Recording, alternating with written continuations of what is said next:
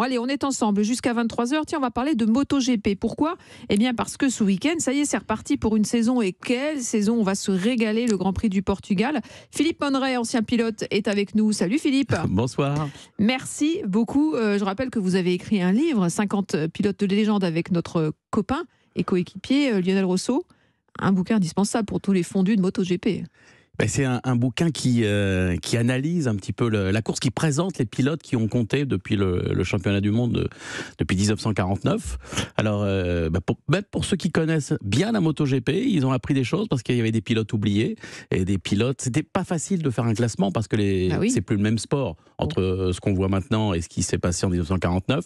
Mais on a fait des petits critères qui permettent de les mettre un peu à égalité sur certains plans. Et puis ça a bien fonctionné avec. Ça part il y a Agostini, bien sûr, qui est pilote toujours de légende, mais Jeff Duke, qui était un pilote de légende dans les années 50. Il y a toujours eu des pilotes qui ont dominé, comme il y en a maintenant qui dominent. Voilà. Est-ce que Fabio Quartararo sera dans le prochain bouquin dans quelques années? Il est déjà dans le bouquin. Oui, forcément, il est déjà dans le les bouquin. Tout derniers, quoi. Et il avait un titre de champion du monde quand on l'a écrit. L'année dernière, il a fait vice-champion du monde, donc il sera encore monté d'un cran. Mais c'est un bouquin. C'est bien parce que c'est un bouquin qu'on peut refaire pratiquement tous les ans. Rajouter des chapitres, évidemment. C'est pour faire bosser Lionel Rosso. Ah oui, 21h30. On va parler de MotoGP avec Philippe Monneray, donc, et avec Pauline Sanzé, journaliste de Canal+.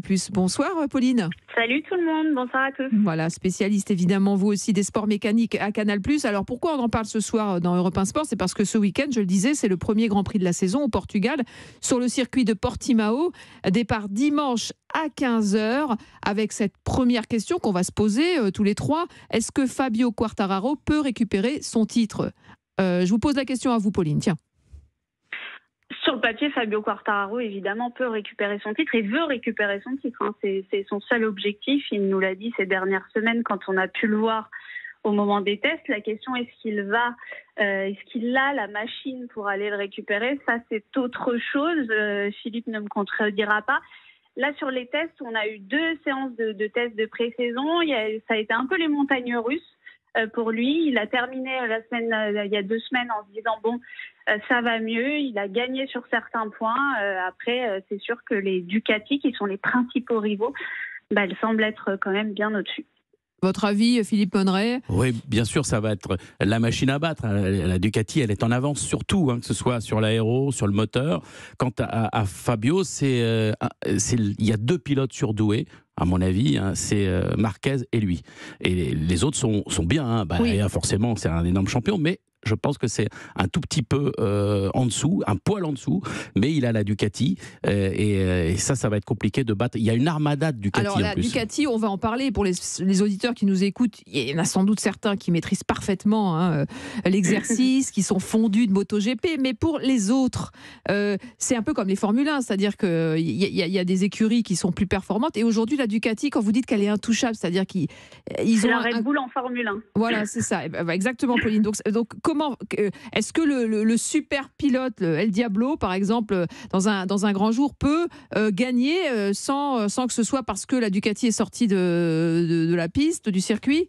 Je ne sais pas, Philippe Monneray. Oui, bien sûr, sur certains circuits, Jerez par exemple, je pense que la Yamaha sera bien. Il y a pas mal de circuits où la Yamaha sera bien, en plus où Quartararo sera bien parce que c'est un pilote d'exception. Mais il y a aussi des choses qui vont changer cette année, c'est la course sprint, donc il peut se passer beaucoup de choses sur des courses courtes comme ça. On va expliquer aussi ce qu'est la course au sprint. Donc sur une course de 12 tours, ça sera le samedi, c'est tout nouveau. Ils ont pompé un peu sur les Superbikes et sur la Formule 1, qui en fin de compte la Formule 1 a pompé sur les Superbikes, mais très bien, ça fait du spectacle en plus, mais ça fera quand même 42 départs pour les pilotes, vous vous rendez compte, cette année. Donc il va se passer plein de choses. Donc dire qu'un pilote est avantagé, oui, avec la Ducati, mais il y aura tellement d'aléas, une saison qui va être extrêmement longue. Je pense qu'il ne faut pas se blesser déjà, parce qu'on va perdre beaucoup de points si on se blesse, avec 21 Grands Prix, 2 courses dans le week-end, donc voilà. Et c'est ouvert, mais forcément en moto, quand on dispose d'une meilleure moto, ça aide, c'est quand même mieux. Alors tiens, on va l'écouter justement, Fabio Quartararo, pour prendre la température, pour voir comment il se sent. C'était le 13 mars dernier, lors des derniers tests à Portimao. Écoutez. On a fait une simulation de course, sprint, mais ça s'est plutôt bien passé. Le dernier tour, on l'a fait en 1:38. Donc voilà, je pense qu'on a fait un très grand pas en avant. Hier, mon meilleur chrono avec un soft, c'était 39,6. Et là, on enchaîne vraiment des chronos plus d'une demi-seconde plus vite que hier. Donc oui, c'est une grande satisfaction, mais il nous en manque encore un bout et on n'est pas prêt de lâcher. Alors, il n'est pas prêt de lâcher. On reconnaît là le combattant, le guerrier qu'il est. Alors, qu'est-ce qu'il a fait durant l'intersaison, Pauline Sanzé ? Alors, il s'est blessé déjà en faisant du motocross, Fabio Quartararo. Donc, il a dû rééduquer cette fracture à la main, mais tout s'est bien passé. Il a fait beaucoup de physique parce que Philippe le rappelait et vous en avez parlé, ces courses sprint, ça veut dire donc 2 départs, ça veut dire 2 courses, même si ce seront des courses bien plus resserrées, bien avec moins de tours, mais voilà, ça veut dire que physiquement, il va falloir être au point. Donc, il l'est, ça c'est sûr. Fabio Quartararo, vous avez parlé de cette motivation. Là, cette année, ça c'est peut-être un avantage aussi pour lui, c'est que l'année dernière, il avait un petit peu ce poids du titre de champion du monde. Là, il l'aura plus. Il veut juste aller le récupérer. Il va être dans la peau du chasseur et ça, peut-être... que ça va lui convenir et il a aussi ce petit goût de revanche parce que la saison passée, à mi-saison, après l'Allemagne, il avait 91 points d'avance. Finalement, il a perdu ce titre. Il va forcément... À 2 courses de la fin, ouais. Vous avez raison de le rappeler, l'esprit de revanche, de reconquête, c'est important, Philippe Mandré. Oui, et puis vous savez, sur les courses sprint, la Yamaha va pas être si désavantagée que ça, à mon avis, parce que on voit qu'elle est souvent en difficulté avec le plein d'essence. Là, elle sera plus légère. Il y aura des pneus plus, ce sera les pneus de plus soft. Donc, je pense qu'il peut lutter à armes égales dans ces conditions. On va le voir dès ce premier Grand Prix à Portimao, qui est un circuit extraordinaire, déjà de pilotage avec des montées, des descentes, des virages rapides. Il y a quand même une ligne droite qui est assez importante, mais je pense qu'il risque d'être dans le coup pour ces courses courtes. Sur les courses plus longues, où il va avoir de l'usure des pneumatiques, on part avec le plein d'essence, etc., ça risque peut-être d'être un peu plus compliqué face aux Ducati qui sont plus performantes, ça c'est clair. Alors, on a l'équipe de France là qui va redémarrer une saison, vous le savez, dans 2 jours face aux Pays-Bas avec de nouveaux joueurs, une équipe recomposée, renouvelée. Il y a du changement aussi dans son équipe. C'est important aussi des fois d'amener du sang neuf pour trouver une deuxième vie. Ils ont recruté de nouveaux ingénieurs chez Yamaha, Pauline Sanzé. Oui, il y a du nouveau. Après, la bonne nouvelle du côté de chez Yamaha, c'est que Fabio Quartararo, Philippe en a parlé, ce qu'il voulait, c'était de la vitesse de pointe. Il avait demandé à ce que ça aille plus vite, à ce qu'on gagne en performance au niveau du moteur. Et là, ça a été le cas sur ces tests en vitesse de pointe. Elle s'est rapprochée de la Ducati. On est à peu près à 3 km/h d'écart avec Francesco Bagnaia. Donc ça, c'est la bonne nouvelle. Voilà, après, est-ce que sur la saison, on va être capable de grignoter sur certains points? Ça, on le verra. Mais la clé, là, on parlait des courses sprint, c'est des courses longues. La clé, ça va être de bien se qualifier parce que le format, ce sera contrairement à la Formule 1, un format où les qualifications détermineront la grille et pour la course sprint du samedi et pour la course du dimanche. Donc si on se qualifie mal, ça peut quand même être un week-end galère derrière. Et l'année dernière, c'était un peu le problème pour Fabio Quartararo avec une seule pole position. Oui, ça peut être galère, effectivement, ça peut être galère pour celui qui n'a pas réussi à régler correctement sa machine. Parce que là, il va subir sur les 2 courses. Il y a une séance d'essai en moins, qui est remplacée par la course. Donc, il ne faut pas se rater pour bien régler sa machine. Alors là, ça ne sera pas vraiment visible là parce qu'il y a eu des tests avant. Mais sur les circuits où on va débouler comme ça sans avoir fait d'essai, ça va être plus compliqué. Alors 21h38, si vous nous rejoignez, c'est Europe 1 Sport, bien sûr, jusqu'à 23h. On parle de MotoGP, le coup d'envoi de la saison, c'est ce week-end au Portugal sur le circuit de Portimao, dimanche à 15h. Une course à suivre évidemment sur Canal+. On est avec Pauline Sanzé, journaliste spécialiste de MotoGP, des sports mécaniques à Canal, et avec Philippe Monneret. On parle de Fabio Quartararo. Est-ce qu'il peut récupérer son titre? Le premier Français champion du monde, on le rappelle, dans cette catégorie reine, avec cette moto. Les essais, ça a démarré mollement en Malaisie et puis beaucoup mieux sur le circuit de Portimao. Il a terminé 3e, on le rappelle, derrière Bagnaia pas facile à dire, et Zarco. On le sentait soulagé. Il va retrouver ce circuit, un circuit qu'il adore, Portimao, parce qu'il a remporté les 2 dernières éditions du Grand Prix.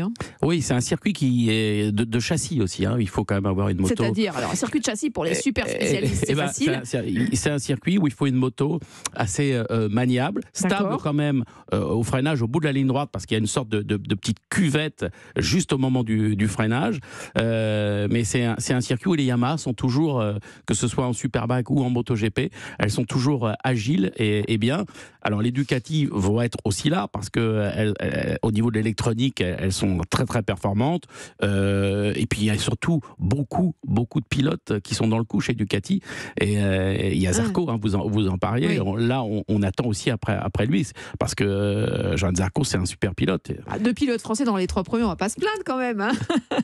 Enfin, dans le top 5 des meilleurs pilotes. Pauline Sanzé, vous rejoignez Philippe Mondret sur cette course. Finalement, c'est idéal pour lancer sa saison Portimao. Ouais, Portimao, et puis ça va être un grand spectacle. On va démarrer en Europe avec un public qui sera là, et donc on va lancer ce nouveau format.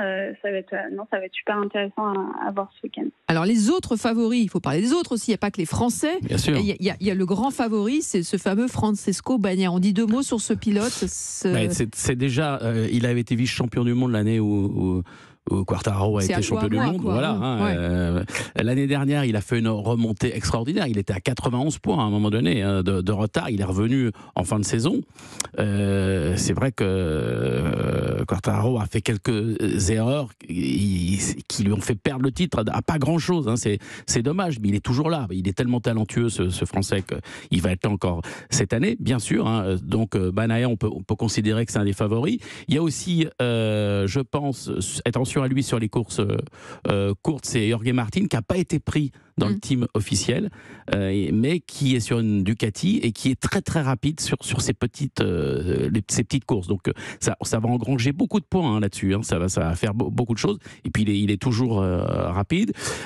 Et c'est incroyable ce qui se passe quand même en MotoGP, c'est qu'il y a 5 marques et il y a quand même 3 marques européennes qui sont vraisemblablement les 3 meilleures motos.